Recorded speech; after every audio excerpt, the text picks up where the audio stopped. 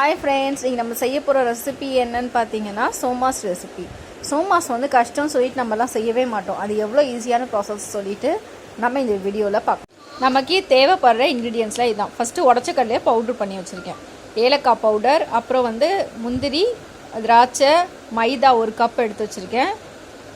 அப்புறம் தேங்காய் வந்து, அப்புறம் சர்க்கரை 1 கப்பு, ரவை 1 கப்பு, நெய் ஆப்ஷனல். இது இருந்தால் போதும், நம்ம டேஸ்டியான சோமாஸ் செஞ்சிடலாம். இப்போ ஒரு பவுல் எடுத்துக்கலாம். எடுத்துக்கிட்டு 1 கப்பு மைதாவை எடுத்து வச்சுருந்தோம்ல, அதை போட்டுக்கலாம். போட்டுட்டு இப்போ டேஸ்ட்டுக்கு ஏற்ற மாதிரி நெக்ஸ்ட்டு பார்த்திங்கன்னா உப்பு போட்டுக்கலாம். உப்பு போட்டுட்டு நம்ம சோமாஸ் வந்து அதுக்கப்புறமா கூட கிறிஸ்பியாகவே இருக்கிறதுக்காக நம்ம ஒரு 3 ஸ்பூன் அளவுக்கு ரவை போட்டுக்கலாம்.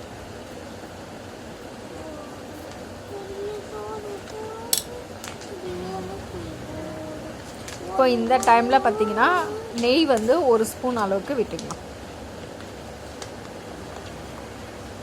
இப்போது நம்ம சோமாஸ் வந்து நல்ல கலராக, அதுக்கப்புறமா ஒரு ப்ரௌன் கலராக வரத்துக்கு நம்ம சுகர் பார்த்திங்கன்னா ஒரு ஸ்பூன் அளவுக்கு சுகர் ஆட் பண்ணிக்கலாம். பண்ணிவிட்டு இப்போ தண்ணியை ஒரேடியாக ஊற்றிடாதவங்க கொஞ்சம் கொஞ்சமாக ஊற்றி பூரி பதத்துக்கு பிசையணும். சப்பாத்தி பதம்னா நல்லா சாஃப்டாக பிசையணும். ஆனால் இது வந்து பூரி பதம் மாதிரி கொஞ்சம் ரஃப்பாக இருக்கா மாதிரி பிசைஞ்சிக்கோங்க. இந்த அளவுக்கு பிசைஞ்சிக்கணும். இப்போ தெரியுதா உங்களுக்கு? இந்த அளவுக்கு பிசைஞ்சிக்கணும். இப்போ அதுக்கு மேலே வந்து கொஞ்சமாக எண்ணெயோ இல்லை நெய்யோ விட்டு நல்லா இது மாதிரி நல்லா தடவிட்டு ஒரு 1/2 ஹவருக்கு அப்படியே மூடி வச்சிடலாம்.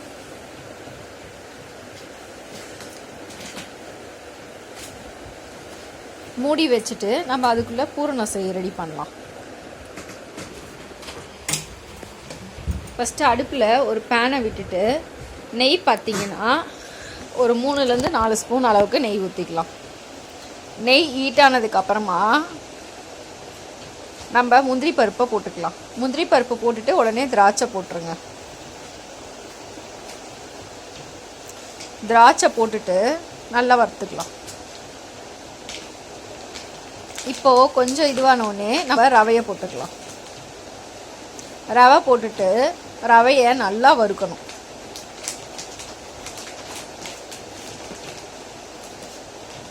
அப்போ தான் நம்மளுக்கு பச்சை வாசனை எதுவுமே வராது. ரவையை நல்லா வறுத்துக்கோங்க.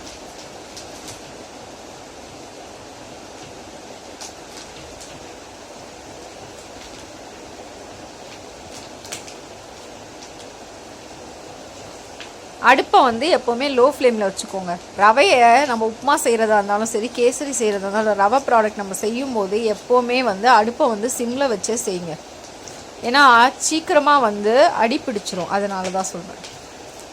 இந்த டைமில் நெய்யை பார்த்திங்கன்னா ஒரு 2லேருந்து 3 ஸ்பூன் ஊற்றிக்கலாம். இப்போது இந்த டைமில் கொஞ்சம் ஏலக்காய் பவுடர் ஒரு 1/4 ஸ்பூன் அளவுக்கு போட்டுட்டு நல்லா மிக்ஸ் பண்ணிக்கலாம். இப்போது இந்த டைமில் ரவை 1 கப் எடுத்துருந்தோம்ல, இப்போ சர்க்கரை 1 கப்பும், அதுக்கப்புறம் நம்ம அரைச்சி வச்சுருந்தோம்ல உடச்ச கடலை பவுடர், அதையும் வந்து இந்த டைமில் போட்டுக்கலாம். போட்டுட்டு நல்லா மிக்ஸ் பண்ணிக்கோங்க. சர்க்கரை வந்து ஜஸ்ட் மிக்ஸ் பண்ணால் போதும், கரையிற அளவுக்குலாம் விடக்கூடாது. உடச்ச கடலை சேர்த்தா இதோட டேஸ்ட்டு நல்லாயிருக்கும். அதனால உடச்ச கடலை பவுடர் சேர்க்குறோம். போட்டு நல்லா மிக்ஸ் பண்ணிக்கலாம். நெக்ஸ்ட்டு தேங்காய் போட்டுட்டு ஒரு 2 மினிட்ஸ் நல்லா கிளறி விட்டுட்டு கேஸை ஆஃப் பண்ணிக்கலாம். ஃபஸ்ட்டு ஒரு பேனில் எண்ணெய் ஊற்றி அடுப்பில் வச்சுருக்கேன். இது ஹீட் ஆகட்டும். அதுக்குள்ளே நம்ம வந்து சோமாஸோட மிக்சரை ரெடி பண்ணிடலாம். இப்போ மாவு நல்லா ஊறிடுச்சு. இதுக்கு மாவு, அப்புறம் நம்ம ரெடி பண்ண பூரணம், ஆயில் வந்து கொஞ்சம் எடுத்து வச்சுருக்கேன், தண்ணி, அப்புறம் வந்து மைதா மாவு கொஞ்சம் தெளித்து, ஏன்னா டஸ்ட் பண்ணுறதுக்காக. ஃபஸ்ட்டு கொஞ்சம் மைதா மாவை எந்த இடத்துல நீங்கள் உருட்ட போகிறீங்களோ அதில் நல்லா தெளிச்சுக்கோங்க. தெளிச்சுட்டு கொஞ்சமாக ஒரு உருண்டையாக மாவு எடுத்து நல்லா மெலிசாக திரட்டிக்கணும். சோமாஸோட ஷீட் பார்த்திங்கன்னா நல்லா மெலிசாக இருக்கணும்.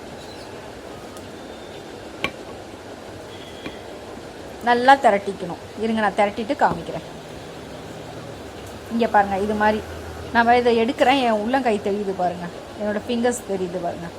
இந்த அளவுக்கு நல்லா மெலிசாக திரட்டிக்கணும். இப்போ சோமாஸ் அச்சில் நல்லா ஆயில் அப்ளை பண்ணிக்கலாம். ஏன் இந்த ஆயில் அப்ளை பண்ணுறோன்னா அப்போ தான் அது வந்து ஒட்டாமல் சோமாஸ் வரும்.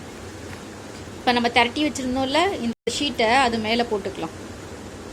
போட்டுட்டு விரலால் நல்லா அழுத்தம் கொடுத்துக்கோங்க உள்ள. ஏன்னா அப்போ தான் அந்த சோமாஸில் வந்து கரெக்டாக அந்த ஒரு மாதிரி ரவுண்ட் ஷேப் வரும். இது மாதிரி நல்லா அழுத்தம் கொடுத்துக்கோங்க விரலால்.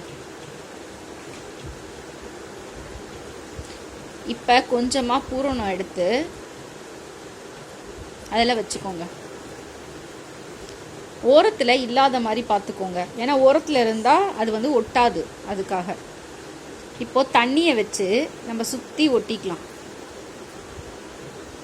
இதோட பேஸ்ட்டே எதுன்னு பார்த்தீங்கன்னா தண்ணி தான்.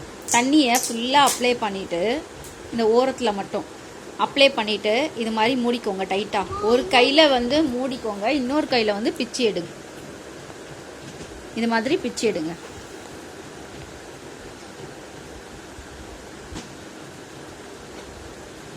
இது பிச்சுட்டு ஓப்பன் பண்ணி பார்த்தா நம்மளோட அழகான சோமாஸ் ரெடி ஆயிரும். இங்கே பாருங்கள், பாருங்கள் எவ்வளோ அழகாக வந்திருக்குன்னு. ஒட்டவே இல்லை பாருங்கள். இப்போ எடுக்கும்போது கேர்ஃபுல்லாக எடுங்க. ஏன்னா அந்த ஹோல்ஸ் ஏதாச்சும் விழுந்துடுச்சுன்னா ஆயிலில் போடும்போது ஓப்பன் ஆகிட்டு கரிஞ்சு போயிடும். இப்போ நான் ஆயில் ஹீட் ஆகிடுச்சு. இந்த டைமில் நான் போடுறேன் பாருங்கள். ஒரு சைடு கிறிஸ்பி ஆனதுக்கப்புறமா இன்னொரு சைடு திருப்பி போட்டுக்கலாம். இதுவும் நம்ம பூரி சுடுற மாதிரி தான். இப்போ பாருங்கள் ஒரு சைடு இதுவாகிடுச்சு.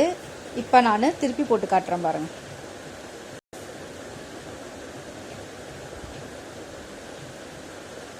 இங்கே பாருங்கள் எவ்வளோ அழகாக அப்படியே நம்ம பூரி மாதிரியே இருக்கும் பாருங்கள். இது கலர் சேஞ்ச் ஆகுற வரைக்கும் நம்ம வெயிட் பண்ணணும். இப்போ நம்ம அச்சு வச்சு எப்படி செஞ்சோன்னு பார்த்தோம். நெக்ஸ்ட்டு பார்த்தீங்கன்னா நம்ம கையில் எப்படி செய்யலாம் அச்சு இல்லாதவங்க அப்படின்னு பார்த்தீங்கன்னா இது மாதிரி சர்க்கிள் ஷேப்பில் ஏதாச்சும் ஒரு மூடி இருந்தால் எடுத்துக்கோங்க.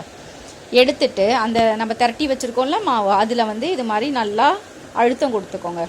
ஒரு கையால் நான் பிடிக்கிறதால எனக்கு கொஞ்சம் கஷ்டமாக இருக்குது. நீங்கள் வந்து ஒரு கையில் பிடிச்சிட்டு இன்னொரு கையில் இது பண்ணுங்கள். இருங்க நான் பண்ணிவிட்டு காட்டுறேன். இந்த பாருங்கள் இது மாதிரி எடுத்துக்கோங்க. இப்போ மாவை எடுத்து விட்டுக்கலாம். ஏன்னா நம்ம செஞ்சதுக்கப்புறம் வந்து இது எடுக்கிறது கொஞ்சம் கஷ்டமாக இருக்கும். இப்போ எடுத்து கொஞ்சம் பண்ணிக்கலாம். சாரி கொஞ்சம் கஷ்டமாக இருக்குது, ஏன்னா ஒரே கையில் ஹேண்டில் பண்ணுறன்றதால. இப்போ கொஞ்சம் மாவை அதில் வச்சுக்கலாம். ஓரத்தில் மட்டும் அது இல்லாமல் பார்த்துக்கோங்க.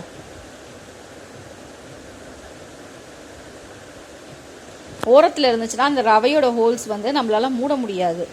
அப்போ அதில் கண்டிப்பாக ஹோல்ஸ் விழுந்து. அதனால் ஓரத்தை மட்டும் நல்லா கவனமாக அதில் ரவை இல்லாமல் பார்த்துக்கோங்க. இது மாதிரி தண்ணியை வந்து சுற்றி அப்ளை பண்ணிக்கோங்க. ரவுண்ட் ஷேப்பில் இருக்குல்ல அந்த எட்ஜில் ஓரத்தில் ஃபுல்லாகவே தண்ணியை அப்ளை பண்ணிவிட்டு இந்த கார்னரையும் அந்த கார்னரையும் கொண்டு வந்து க்ளோஸ் பண்ணிவிட்டு நம்ம விரலால் இது மாதிரி இது டிசைனாகவும் அமைஞ்சிரும், பேஸ்ட்டாகவும் அமைஞ்சிரும். நல்லா ப்ரெஷர் கொடுத்து அழுத்திக்கிட்டு சுற்றி அழுத்திக்கோங்க. அழுத்திங்கன்னா நம்மளோட ஷீட் வந்து ரெடி ஆயிடுச்சு. இப்போ இதையும் ஆயிலில் போட்டுக்கலாம். இப்போ இங்கே பாருங்கள் நல்லா கோல்டன் ப்ரௌன் கலர் ஆயிடுச்சு. இந்த டைமில் நம்ம எடுத்துக்கலாம். இங்கே பாருங்கள் நம்மளோட அழகான சோமாஸ் ரெடி ஆயிடுச்சு. இப்போ நான் உடச்சி காட்டுறேன். எவ்வளோ கிறிஸ்பியாக இருக்குது பாருங்கள். கிறிஸ்பியாகவும் உள்ளே இருக்கிற பூரணமும் நல்லா வந்திருக்கு பாருங்கள். இந்த வீடியோ உங்களுக்கு பிடிச்சிருந்தா லைக் பண்ணுங்கள், ஷேர் பண்ணுங்கள், சப்ஸ்கிரைப் பண்ணுங்கள். பக்கத்தில் ஒரு பெல் ஐக்கான் இருக்கும், அதையும் ப்ரெஸ் பண்ணுங்கள்.